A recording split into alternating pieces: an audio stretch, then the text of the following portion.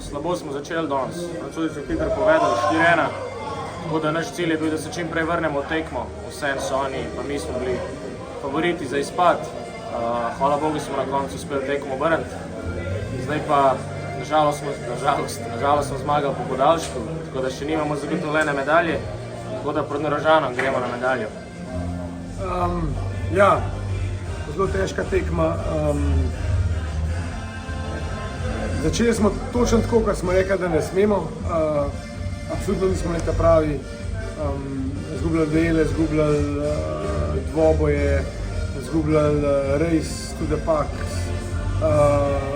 Zelo slab začetek, praktično najslabša prva polovica tekme na tem svetovnem prvenstvu.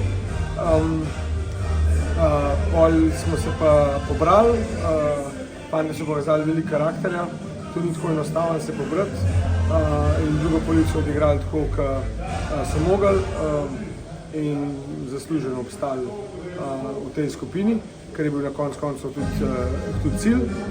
Zdaj pa pred zadnjo tekmo z Doneškom se nam pa z nekimi rezultati se poklopijo, pa vsaj z eno našo točko nasmiha tudi kolajna.